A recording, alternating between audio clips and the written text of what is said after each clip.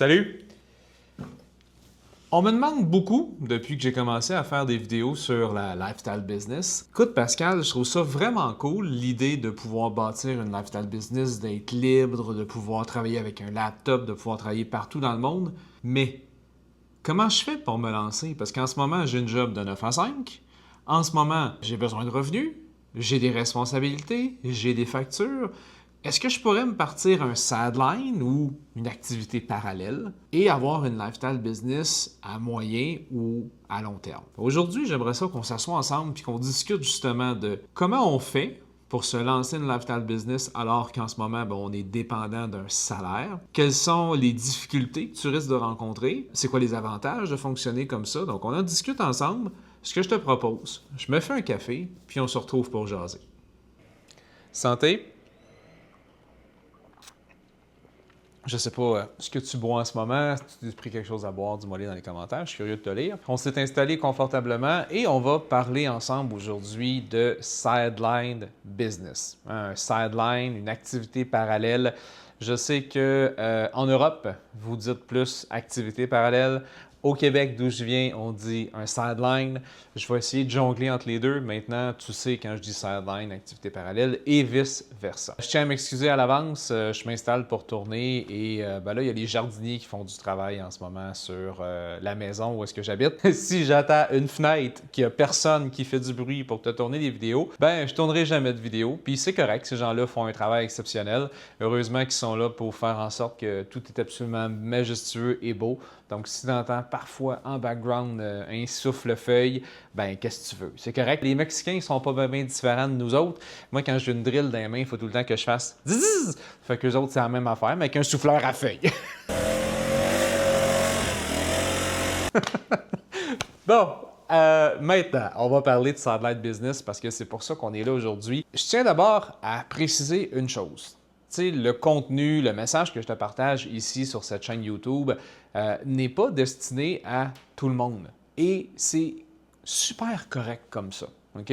Donc, si en ce moment, aujourd'hui, tu as un travail de 9 à 5, tu es salarié, tu es heureux dans ton travail t'apporte du bonheur, de la reconnaissance, tu as l'impression finalement d'avoir une mission et que tu sers ta mission de vie par ton travail en ce moment, c'est correct. OK? Il n'y a absolument rien de mal à être salarié et à aimer être salarié. Mais moi, je parle aux gens qui ne sont pas dans la même position que toi. Moi, je parle aux gens qui sont malheureux dans leur travail.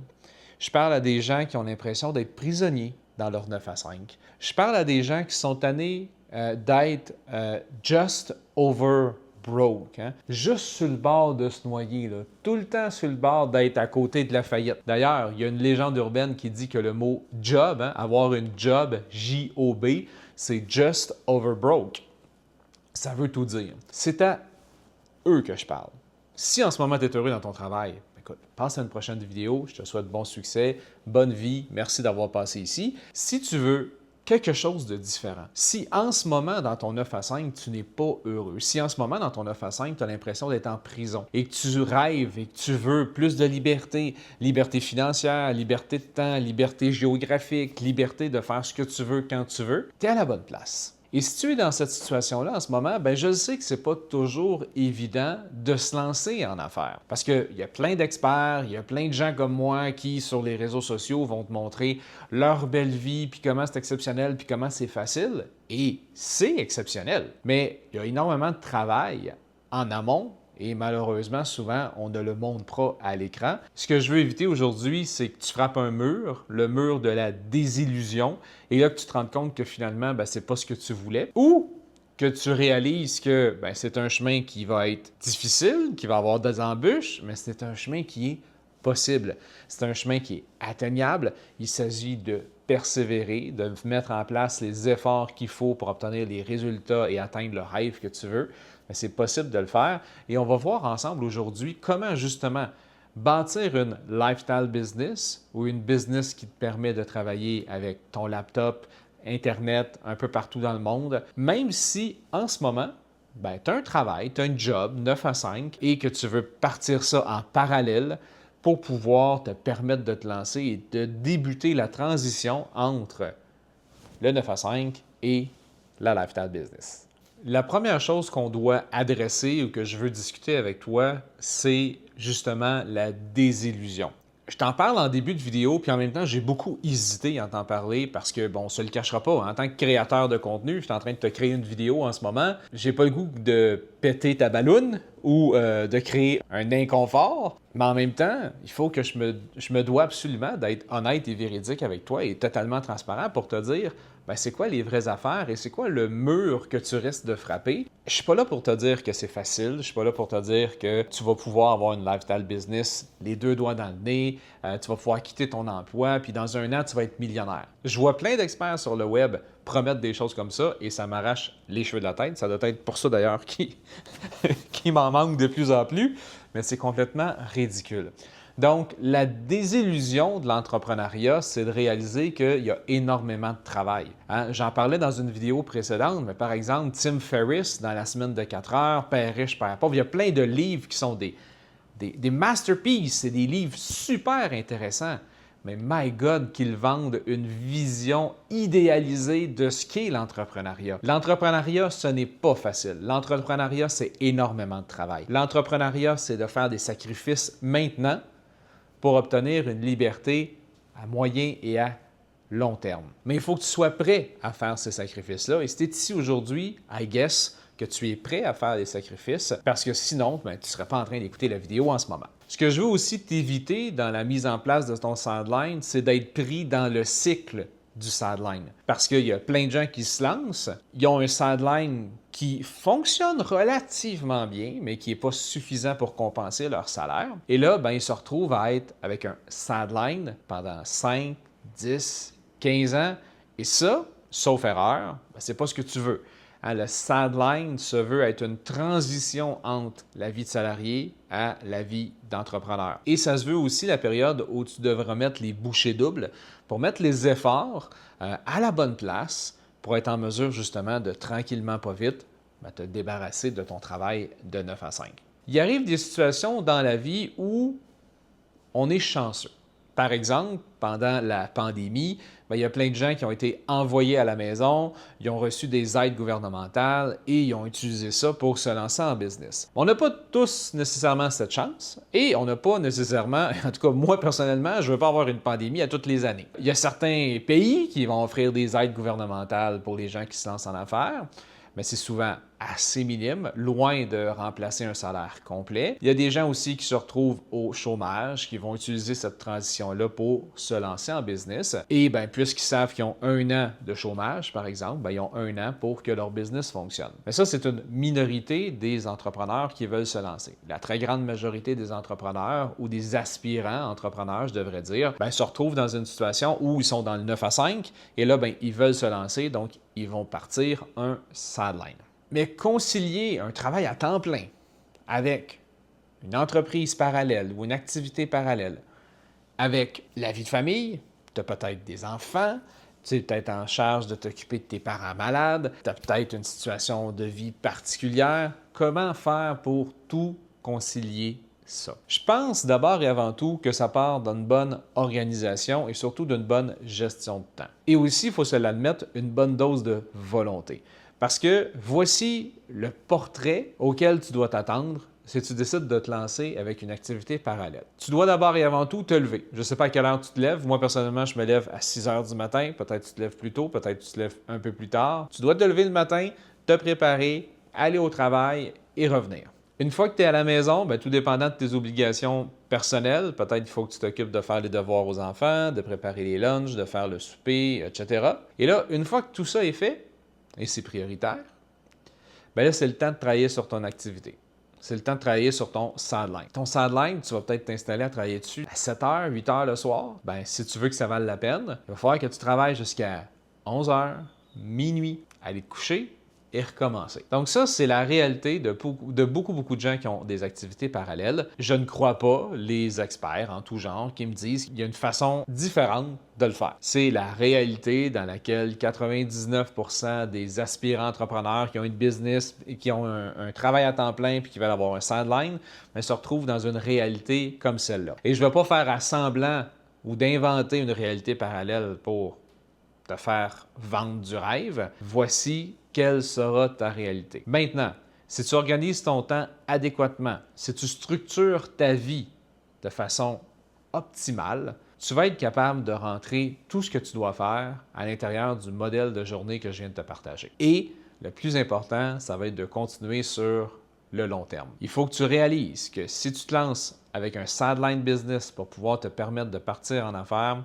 bien, il va falloir que tu travailles et que tu mettes les bouchées doubles pendant au moins 1 an, si ce n'est pas 2. Tout simplement parce que malheureusement, aujourd'hui, on vit dans un monde où les gens sont just over broke. Donc, tu ne veux pas te retrouver dans une situation où tu n'es plus capable de payer pour tes factures ou tes obligations parce que tu négliges ton travail, mais que ton sideline ne te rapporte pas des revenus immédiatement.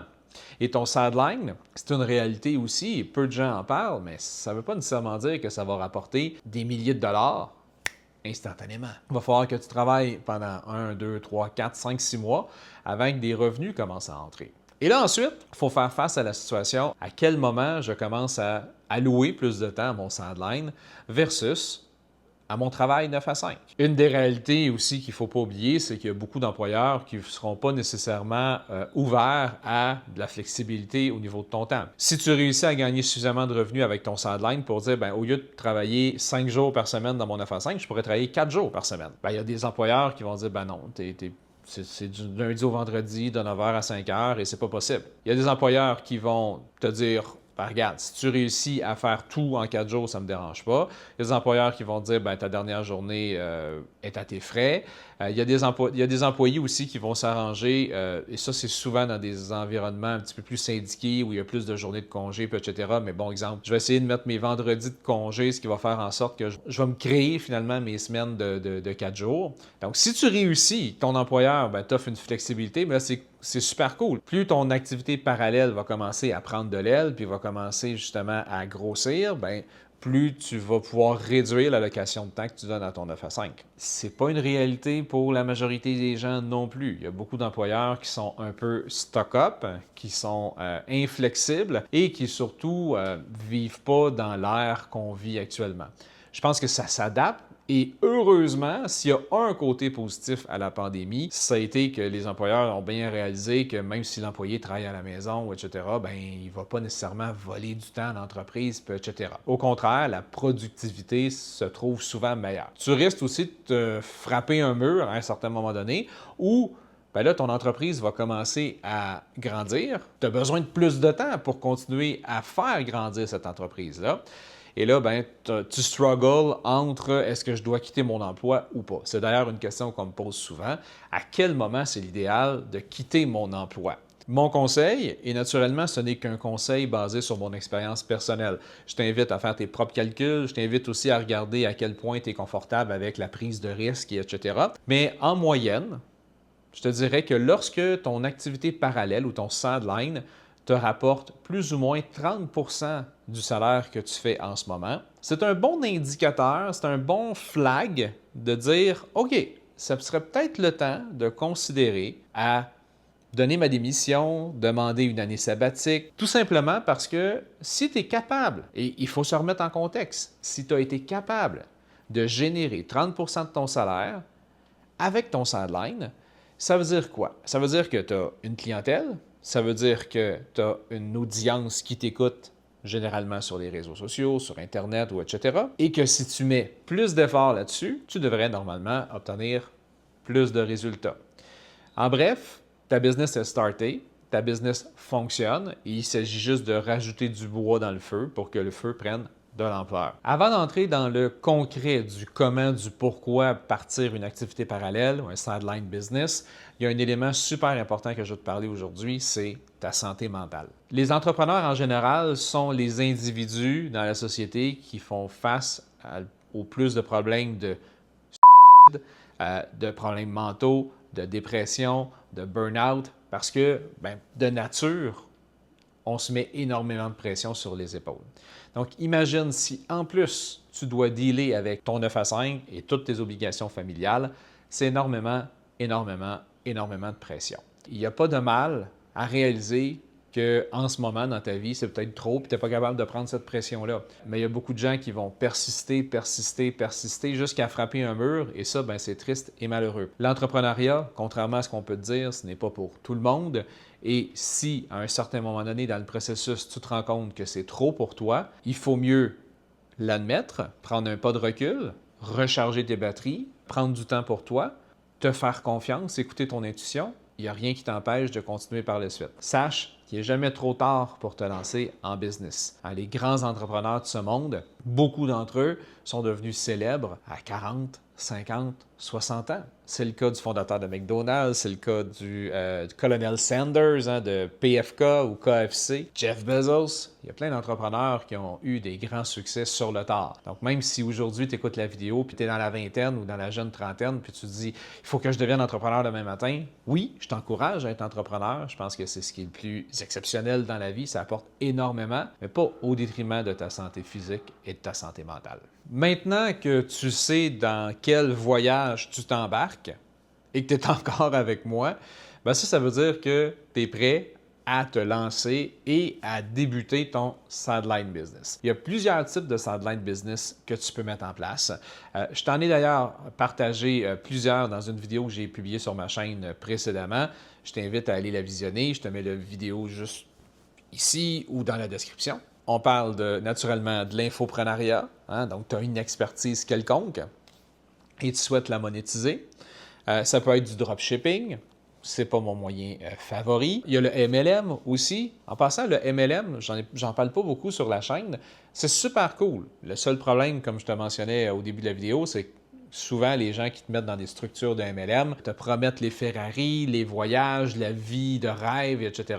Tout ça, c'est possible, mais ils ne te parlent pas des efforts qu'il faut mettre pour l'atteindre. Par contre, si tu es intelligent dans ta façon de faire ton marketing avec ta structure MLM, ça vaut la peine naturellement d'y songer puisque tu as énormément d'outils et tu n'as pas à gérer toute la partie logistique, par exemple, du produit. Mais revenons au niveau de l'infoprenariat. Parce qu'il y a une question qu'on me pose souvent, c'est « Oui, mais Pascal, moi, je ne suis pas un coach en développement personnel, je n'ai rien à vendre, là, puis etc. » Mais l'infoprenariat, il faut juste réaliser que ce n'est pas uniquement sur le développement personnel ou le coaching d'affaires. Tout type d'expertise peut être monétisé en ligne sur le web. Et quand je dis tout type d'expertise, ça peut être, par exemple, tu es garagiste. Bien, si tu es garagiste, tu as un avantage sur beaucoup de gens, tu sais comment la mécanique fonctionne. Tu sais quoi? Moi, personnellement, c'est quelque chose dans lequel je ne suis pas très bon et je ne connais pas grand-chose. Qu'est-ce que je fais lorsque j'ai besoin de régler un problème sur mon véhicule? Naturellement, moi, j'aime geeker, j'aime trouver des solutions, j'aime chercher sur le web. Donc, je vais aller voir mon véhicule, je vais chercher sur Google ou sur YouTube, mon véhicule fait tel bruit, et boum, je tombe sur une vidéo. C'est déjà arrivé à l'époque où est-ce que je voyageais en VR avec ma famille. Bien, naturellement, lorsqu'on est en VR, et si tu as déjà fait du véhicule récréatif, tu le sais, il y a tout le temps quelque chose qui brise. Je me suis retrouvé dans des situations où un matin, je me lève, je n'ai pas d'eau chaude. Mais qu'est-ce que je fais? Je m'en vais sur YouTube, je vais chercher et je me souviens à une époque, il y avait quelqu'un qui avait justement partagé un conseil super intéressant et il vendait une formation en ligne sur entretien de base pour les véhicules récréatifs. J'ai acheté sa formation et je me suis référé à cette formation-là plein de fois pendant les 4 ans qu'on voyageait en véhicule récréatif, parce qu'il est arrivé plein de problèmes, que ce soit l'eau chaude, que ce soit l'électricité, que ce soit la suspension, etc. Et à chaque fois, il y avait une vidéo qui m'expliquait. Donc, je suis content d'avoir investi quelques centaines de dollars dans cette formation-là, parce que ça m'a permis de m'aider finalement à régler mes problèmes lorsqu'ils sont survenus. Mais si c'est vrai pour le VR, si c'est vrai pour les garagistes, c'est vrai pour plein d'autres domaines. Donc, ne sous-estime pas l'expertise ou les connaissances que tu possèdes, tout particulièrement dans un type de travail qui est souvent sous-estimé, malheureusement, aujourd'hui dans notre société. Tu n'as pas besoin d'avoir un PhD pour faire de la formation en ligne. Tu peux très bien être un garagiste qui va faire une formation sur, par exemple, comment changer l'huile, comment changer les freins, comment vérifier le niveau d'huile, etc. Et une formation, 47 $ ou 47 € en ligne, les bases de la mécanique. C'est quelque chose qui se fait. Écoute, j'ai rencontré récemment, lorsque je suis allé à Funnel Hacking Live, une fille qui vendait des cours de dessin. Elle a vendu pour 1 million de dollars sur le web l'an dernier, uniquement au Québec. Donc, toute expertise peut être monétisée. Ne sous-estime pas ton expertise. Mais l'infoprenariat est définitivement la solution numéro 1, à mon avis, si tu veux justement lancer un satellite business sur le web et éventuellement te créer une lifestyle business parce que tu as besoin qu'un ordinateur et une connexion Internet et naturellement tes connaissances pour le faire. Et tu n'as pas besoin d'énormément d'éléments techniques pour enregistrer. Tu sais, en ce moment, je t'enregistre la vidéo, j'ai une petite caméra DJI Osmo avec un petit micro et bingo, on est en business. Je m'installe dans mon salon et c'est réglé. Tu n'as vraiment pas besoin d'énormément d'investissement ni de connaissances techniques pour te lancer en infoprenariat. Et c'est accessible à tous. Et c'est, à mon avis, le meilleur sideline que tu peux faire. Un coup que tu as déterminé quel type de business tu veux, de l'infoprenariat, du dropshipping, du MLM, peu importe, OK? Là, c'est le temps de faire connaître ta business. De nos jours, on ne va pas se le cacher, les réseaux sociaux sont incontournables. Autant j'ai une relation amour-haine avec les réseaux sociaux, autant on ne peut pas se mettre la tête dans le sable, c'est absolument essentiel de publier du contenu. Attention, tu m'as bien entendu, j'ai dit publier du contenu. Ça ne veut pas dire que tu dois consommer du contenu sur les réseaux sociaux. La meilleure façon de faire, c'est de créer des courtes vidéos, ce qu'on appelle des reels ou des shorts, partager du contenu à valeur ajoutée à ta communauté ou à tes clients, tes prospects, pour qu'ils voient finalement que tu existes. Au-delà de la réalité organique, donc de publier des reels, des shorts et du contenu, il y a un élément auquel tu ne peux pas passer à côté si tu veux une croissance rapide, c'est de faire de la publicité sur les réseaux sociaux. Ce qui fonctionne bien en ce moment, c'est la vidéo en termes de publicité. Donc, une courte vidéo dans laquelle tu présentes ton produit, dans laquelle tu mets ton produit en situation, dans laquelle tu peux faire également un peu d'humour autour de ton produit. Et ensuite, tu fais une offre avec un appel à l'action et bingo, la personne va aller sur ton tunnel de vente, ta page de vente, etc. et se procurer ton produit. En termes de budget, naturellement, tous les budgets sont bons. De mon expérience, à ce que j'ai vu dans les dernières années, 50 $ par jour, ça commence à être intéressant. En bas de ça, puis tu peux très bien mettre juste 100 $ par semaine si tu veux. Naturellement, je ne veux pas que tu t'endettes beaucoup pour mettre de la publicité sur les réseaux sociaux. Si ton budget c'est 100 $ par semaine, c'est correct, ça sera 100 $ par semaine. Ce que je t'invite à faire à ce moment-là, c'est de prendre 100% des revenus que tu génères avec ta business et de les réinvestir en publicité jusqu'à temps que tu atteignes ce seuil de plus ou moins 50 $ par jour de budget. Et là, vraiment, c'est là où est-ce qu'il y a une magie qui s'opère. C'est difficile à expliquer. Même, je pense, Facebook, l'algorithme, tous les experts ont de la difficulté à le dire, mais il y a une courbe exponentielle qui se crée. Et c'est là où est-ce que, justement, au lieu de faire juste du 1 pour 1 ou du 1 pour 2 sur ta publicité, tu vas commencer à faire du 1 pour 6, 7, 8, 9, 10. Et là, ça devient intéressant. Donc, le jour où ta business va te générer plus de 50 $ par jour, puis que tu vas mettre 50 $ par jour de publicité, là, ça va devenir pour toi du profit. Et c'est uniquement à ce moment-là que tu vas pouvoir commencer à considérer quitter ta job. Donc, tu sais, tantôt, je te parlais de 30 % de ce que ton salaire te rapporte. Oublie pas, c'est 30 % un coup que tu auras dépassé ce 50 $ par jour-là. Donc, depuis le début, je te parle justement de 30 % de ton salaire avant de penser justement à quitter ta job, mais ça peut être aussi moins que ça. L'idée, c'est quels sont les changements que tu peux faire en ce moment dans ta vie qui vont faire en sorte que ton niveau de vie va être réduit. On vit dans une société de consommation et on vit dans une société où posséder plus veut dire qu'on est plus, qu'on est une personne de meilleure qualité ou de meilleur statut social, ce qui est, à mon sens, complètement ridicule. En ce moment, quels éléments tu pourrais retirer de ta vie qui feraient en sorte qu'au lieu que ton niveau de vie soit à, je sais pas, 2000 $ par mois, mais qu'est-ce que tu peux changer pour mettre ton niveau de vie à 1700 $ par mois?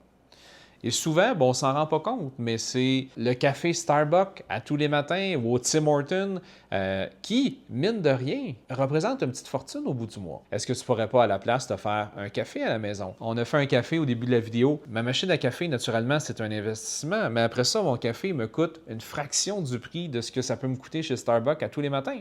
Et mon café est meilleur. Est-ce que ça pourrait pas être également les différentes plateformes de visionnement de vidéos en ligne? Moi, je connais des gens qui ont des abonnements à Paramount, HBC, Disney, Netflix, YouTube Premium, Spotify, name it. Tout ça, c'est vraiment cool. Mais la réalité, qu'est-ce que tu consommes vraiment comme contenu sur quelle plateforme. Il vient un temps où est-ce que tu peux faire des choix, puis en choisissant seulement de garder, par exemple, 2 de ces plateformes-là. Moi, dans mon cas, c'est YouTube et Netflix. Tu viens de t'économiser parfois un 40, 50, 60, 70 $ par mois. Un autre élément, et ça, je sais que c'est un peu tricky parce que surtout les jeunes générations, vous avez cette habitude de commander sur Uber Eats, Deliveroo et toutes ces choses-là. Mais ça coûte une fortune! C'est absolument incroyable, les coûts. Hey, moi, je connais quelqu'un qui se fait livrer son Starbucks à tous les matins avec Uber Eats. Son café lui coûte 9 $. Après ça, les gens disent qu'ils n'ont pas d'argent. Excusez, ça me fait complètement capoter. Mais bon, si t'es... En même temps, il y a des gens qui vont se dire « Ouais, mais c'est mon seul plaisir dans la vie. » Imagine tous les plaisirs que tu pourrais avoir si tu ferais ces petits sacrifices-là maintenant. Et ça te permettrait d'avoir une lifestyle business qui, éventuellement, un jour, te permettrait, exemple, d'être dans une super maison, dans une super privada, au Mexique, sous les palmiers. Ça, c'est ma réalité à moi. C'est peut-être pas la réalité que tu veux. Mais je pense qu'à un certain moment donné, dans le processus de vouloir avoir une lifestyle business puis d'être un entrepreneur, il faut être prêt à faire des sacrifices. Mais juste des petits ajustements comme ça peuvent faire en sorte que si tu as besoin de moins d'argent, tu as également moins de pression. Et surtout, ton 30 % va arriver plus rapidement, ce qui va faire en sorte que tu vas pouvoir te permettre ta liberté et débuter ta vraie carrière d'entrepreneur beaucoup plus rapidement. Oui, tu veux te partir un sideline business. Oui, tu veux devenir entrepreneur, mais ce n'est pas aux dépens de tes obligations, de ta famille et de ta santé mentale, ton bonheur en général. OK? Donc, si tu veux avoir un sideline business, go! Mais il faut que ton mental soit assez fort pour comprendre et être prêt que ce qui s'en vient, ça va être beaucoup d'efforts, beaucoup de sacrifices pendant une petite période de temps, 1 an, 2 ans maximum, si tu fais les efforts nécessaires, bien entendu, pour ensuite atteindre la liberté que tu rêves et que tu mérites. Donc, je t'invite dans les commentaires à me laisser savoir c'est quoi ton idée de sideline business, qu'est-ce que tu aimerais faire, comment tu aimerais te lancer. Si tu as déjà un sideline business, ce serait super cool que la communauté puisse t'aider. Donc, n'hésite pas à laisser un lien vers ton site web. C'est très rare que je vais autoriser ce genre de choses-là, mais dans cette vidéo-là, je vais t'encourager, je vais te permettre de rayonner à ta juste valeur. Donc, si tu as un site web et tu as une petite sideline business, n'hésite pas à mettre le lien dans les commentaires. La communauté va se faire un plaisir d'aller te visiter et j'espère que ça pourra t'aider à atteindre le fameux 30 % que je te parlais. Dans tous les cas, il me reste juste à te dire un gros merci d'avoir écouté cette vidéo. Si tu l'as apprécié, je t'invite à considérer t'abonner à la chaîne. N'hésite pas également à me laisser un pouce bleu, ça m'encourage, mais aussi ça aide l'algorithme à faire connaître la vidéo. Je te souhaite une excellente journée et on se reparle prochainement dans une autre vidéo.